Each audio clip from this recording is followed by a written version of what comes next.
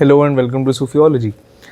तो आज मैं जिस बारे में बात करने वाला हूँ वो एक मैं आपको कैसे समझाऊँ, एक ऐसा टॉपिक है जो कि ज्योतिष को हमारी दुनिया से काफ़ी क्लोजली इंटरलिंक करता है और बेसिकली हमें दिखाता है कि ज्योतिष एक्चुअली एक ऐसा सब्जेक्ट है जिसने बहुत ही ज़्यादा, जो इतने सालों बाद भी रेलिवेंट है, उसकी रेलिवेंसी इस एक वीडियो से आप प्रूव कर सकते हैं। वो मैं अभी आपको बताता हूँ। आप जब अपनी कुंडली देखते हैं, जब अपनी काल पुरुष कुंडली जब आप खोलते हैं, जो एरीज लगन की कुंडली बनती है, तो आपको उसमें चीज़ दिखती है कि 5th हाउस में लियो है, 11th हाउस में एक्वेरियस है। अब आपको एक चीज़ समझनी ज़रूरी है कि हर एक हाउस से जो उल्टा हाउस होता है वो हाउस उससे एनर्जी भी लेता है। इसका मतलब क्या है, हमेशा अपने से 7th, हर एक प्लैनेट अपने से 7 देखता है, उसकी अपने से 7th एक दृष्टि होती है। इसका मतलब क्या है कि वो जो प्लैनेट है वो वहाँ पे भी अपना इफ़ेक्ट डाल रहा है और वहाँ से अपना इफ़ेक्ट एक तो डाल रहा है और दूसरी चीज़ वो उसका पावर पॉइंट भी वहाँ से वो इफ़ेक्ट खींच भी रहा है। इसका मतलब क्या है, इमेजिन करिए आपकी कुंडली में एक ग्रह उचका है, फॉर एग्जांपल मंगल उचका है, मंगल 10 नंबर राशि में बैठा हुआ है। अब वो अपनी नीच दृष्टि डालता है कैंसर के ऊपर, यानी कि 4 नंबर राशि के ऊपर। अब नीच दृष्टि का मतलब क्या है, जहाँ पे वो बैठा है वो तो वहाँ पे उच्च है, लेकिन वो उच्च है तो अगर कोई भी चीज़ कहीं पे बहुत ज़्यादा अमाउंट में है, इसका मतलब कहीं ना कहीं स्कार्सिटी भी तो है ना, कहीं ना कहीं उस चीज़ की कमी भी तो होगी। तो वो चीज़ की कमी कहाँ पे है, वो वहाँ पे है जहाँ पे 4 नंबर राशि है। क्योंकि जब प्लैनेट एक उच्च का हो गया तो वो अपनी मैक्सिमम एबिलिटीज़ को अक्वायर कर चुका है। अब क्योंकि एक आदमी बहुत ज़्यादा अमीर हो चुका है किसी भी जगह पे, तो ये चीज़ें तो पक्की है ना कि अगर कोई आदमी अमीर है तो दूसरा अमीर भी होगा। अगर एक सोसाइटी में कोई अमीर है तो दूसरा गरीब भी होगा, है ना। ये बिल्कुल आप देख सकते हैं कि, और अगर कोई सोसाइटी में बहुत ज़्यादा गरीब है तो इसका मतलब कोई अमीर भी होगा। इसका मतलब ये है that scarcity basically is the mother of you can say riches. क्योंकि क्या है, अगर स्कार्सिटी नहीं है तो रिचेज़ नहीं बन सकते, अगर रिचेज़ हैं तो स्कार्सिटी है ना। ये सिंपल फार्मूला कुंडली पे भी अप्लाई होता है कि अगर कोई भी ग्रह उच्च का है किसी भी घर में, तो उससे जो उल्टा घर है भाई साहब, वहाँ पे आपको अपने जीवन में खुशियाँ नहीं देखने को मिलेंगी। वहाँ की जितनी भी खुशियाँ हैं वो बेसिकली सारी की सारी प्लैनेट कंसंट्रेट करके उस घर में ले आया है जहाँ पे वो उच्च का हुआ है। ये बेसिक फंडामेंटल है उच्च नीच के कॉन्सेप्ट का। ओके, अब इससे मैं रिलेट करता हूँ एक्वेरियस और लियो को। लियो से जो 7th हाउस है वो है Aquarius, 11th house. 5th house से 7th हमेशा 11th हाउस रहेगा। इसका मतलब क्या है कि जो लियो है वो अपनी शक्ति 11th हाउस से ले रहा है, वहाँ से ले रहा है। अब थोड़ा सा लियो के बारे में जानते हैं। Leo is basically the sign of government. आपकी लाइफ में गवर्नमेंट का कैसा रोल रहेगा, क्या रोल रहेगा, वो हमें जब भी पता करना होता है तो हम लियो राशि देखते हैं। वो प्रोफेशन से कैसे लिंक होता है उसके ऊपर मैंने एक अलग वीडियो बनाई हुई है, you can check that out. Okay, अब क्योंकि लियो 11th हाउस से अपनी एनर्जी ले रहा है, जैसे कि हमने समझा, तो 11th हाउस किस चीज़ का है, 11th हाउस में एक्वेरियस राशि है और एक्वेरियस राशि is basically ruled by Shani और राहु। ठीक है, अब शनि और राहु जो हैं वो दोनों के दोनों एक नंबर के सीक्रेटिव प्लैनेट्स हैं। इन दोनों के दोनों प्लैनेट्स के बारे में आपको ज़्यादा कुछ नहीं पता लगता। और जो 11th हाउस है एक्वेरियस है, वो शैडोज़ का हाउस है, वो बेसिकली परछाई का घर है। क्यों? क्योंकि 5th हाउस लियो का है, सूर्य का घर है, तो सूर्य वहाँ पे चमक रहा है। अब अगर वहाँ पे चमकाहट हो रही है तो इसका मतलब कहीं पे उसकी परछाई भी होगी, है ना, जैसे हम एक्लिप्सिस में देखते भी हैं। तो अगर कोई चीज़ बहुत ज़्यादा शाइन मार रही है, इसका मतलब उसकी शैडो भी कहीं पे बन रही है। वो शैडो बन रही है एक्वेरियस के अंदर। Aquarius is the sign of shadows. अब मैं इसको कैसे लिंक कर रहा हूँ, इसका लिंक मैं इसलिए कर रहा हूँ क्योंकि 5th हाउस आपकी गवर्नमेंट है, तो गवर्नमेंट अपनी पावर कहाँ से लेके जा रही है, अपनी पावर गवर्नमेंट कहाँ से ले रही है, 11th हाउस से ले रही है।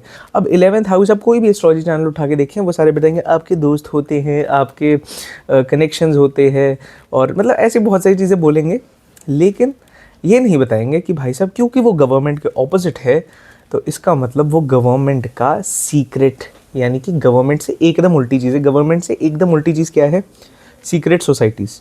सीक्रेट सोसाइटीज़ क्या हैं? सीक्रेट सोसाइटीज़ को आजकल अगर आप जियो पॉलिटिक्स में एक्टिव हैं तो आपको पता लगेगा कि जितने भी गवर्नमेंट्स हैं उनको चलाता कौन है, उन्हें सीक्रेट सोसाइटीज़ या फिर डीप स्टेट्स चलाती हैं। Now what is deep state? Deep state is basically a group of people और a person which holds a lot of money and funds the government. इसका मतलब क्या है कि एक ऐसा इंसान या फिर कुछ ऐसे इंसानों का समूह जिनके पास बहुत ज़्यादा फंड्स हैं, जिनके पास बहुत ज़्यादा रिसोर्सेज हैं, और वो अपने हिसाब से गवर्नमेंट को चलाते हैं, यानी कि लियो को चलाते हैं। अब मेरे को जब ये चीज़ का ख्याल आया कि अच्छा ये एक लिंक है सीक्रेट सोसाइटीज़ का, डीप स्टेट का, फिफ्थ हाउस से, तो मैंने इसमें थोड़ी सी और जाने की अंदर कोशिश करी।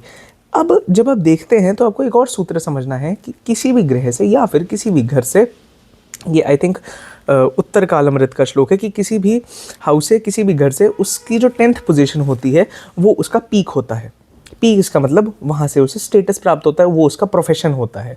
प्रोफेशन, 10th हाउस को हम प्रोफेशन देखते हैं, तो इसलिए किसी भी घर से जब आप 10th हाउस में जाते हैं तो वो उसका बेसिकली प्रोफेशन दिखाता है, उसका वर्क दिखाता है, उसका आप कह सकते हैं पर्पस दिखाता है। भावत भावम का भी ये कॉन्सेप्ट है आई थिंक, हाँ ये भावत भावम का कॉन्सेप्ट है कि 5th हाउस से 10th हाउस में जब आप जाते हो तो 2nd हाउस पड़ता है, ये हमें पता है। 5th हाउस से जब 10th हाउस में जाएंगे तो 2nd हाउस पड़ेगा। अब मैंने आपको क्या समझाया कि 10th हाउस जो किसी भी घर से जो उसका 10th है वो उसका पर्पस है। Okay, this make sense. तो 5th हाउस से 10th हाउस है 2nd हाउस, इसका मतलब क्या है कि 5th हाउस गवर्नमेंट का पर्पस क्या है, वो है 2nd हाउस। और 2nd हाउस क्या है, कंजम्पशन। 2nd हाउस आपके जीवन का सबसे ज़्यादा एक्टिव हाउस है, ये आप जान के देखिए। क्योंकि सुबह आप उठते हैं, खाना खाते हैं, दिन में आप 3 बार खाना खाते हैं, तो और 2nd हाउस क्या है, खाने का भी घर है। आप दिन में किसके बारे में सबसे ज़्यादा सोचते हैं, किसके लिए आपकी चिंताएं सबसे ज़्यादा होती हैं मन में, फैमिली को लेके। 2nd हाउस फैमिली का है। तो बेसिकली आपकी लाइफ में जो सबसे एक्टिव घर है, जो सबसे ज़्यादा अपनी एक्टिविटी होल्ड करके रखता है, वो है 2nd हाउस यानी कि टॉरस। अब 5th हाउस से 10 पोजीशन जब कहाँ चले गए हम, टॉरस पे। तो आप ये सब सोचेंगे कि ये क्या बात हुई, गवर्नमेंट का इन सब से क्या लेना देना है। गवर्नमेंट का मेन मोटिव होता है कंजम्पशन। गवर्नमेंट बनाई गई ताकि हम उसे जो भी हेल्प करें, टैक्सेस पे करके, चीज़ें देकर, वो उसे कंज्यूम कर पाए, और फिर अपने रिफॉर्म्स आगे ला पाएँ। अब रिफॉर्म्स आगे लाना ये तो मॉडर्न वर्ल्ड में हमें देखा, लेकिन जब ये सारे एस्ट्रोलॉजिकल स्क्रिप्चर्स लिखे गए तो उसमें तो यही था ना कि राजा के पास सारे अपना अपना लगान देते थे और राजा राजा रहता था। वो अब राजा पे डिपेंड करता है, वो उस पैसे से क्या काम करेगा नहीं करेगा, लेकिन हमने उसे देना है, ये पक्की बात है। तो इसका मतलब क्या है, गवर्नमेंट का पर्पस क्या है, कंजम्पशन। कंजम्पशन किसकी, रिसोर्सेज की, क्योंकि टॉरस साइन है ना। और टॉरस साइन ही है जो कि दूध, गाय, भैंसे, ये सारे के सारे जितने रिसोर्सेज आपको जीवन में मिलते हैं, पैसा, ये सारी चीज़ें जितनी भी आपको दिखती है, ये सारा का सारा टॉरस में आता है। अब ये हमें पता लग गया गवर्नमेंट का पर्पस ये है। अब ये कंज्यूम कर कहाँ से रहे हैं, ये कंज्यूम कर रहे हैं एक्वेरियस से। एक्वेरियस से कैसे कर रहे हैं, जैसे कि मैंने आपको बताया, हर एक घर से 7th जो होता है, 7th हाउस होता है, वो उसका पावर हाउस होता है। तो वो पावर कहाँ से ले रहा है, 5th हाउस पावर कहाँ से ले रहा है, 11th हाउस से पावर ले रहा है। अब 11th हाउस जैसे कि मैंने आपको बताया सीक्रेट सोसाइटीज़ का है, डीप स्टेट्स का है। अब हम ज़रा देखते हैं कि 11th हाउस से 10th क्या पड़ता है। 11th हाउस का पर्पस क्या है, 11th हाउस से 10th पड़ता है 8th हाउस, जो कि 2nd हाउस से उल्टा है। और 8th हाउस क्या सिग्निफाई करता है, ट्रांसफॉर्मेशंस। अब 5th हाउस का सबसे बड़ा लेवल क्या है, गवर्नमेंट। 11th हाउस का सबसे बड़ा लेवल क्या है, डीप स्टेट।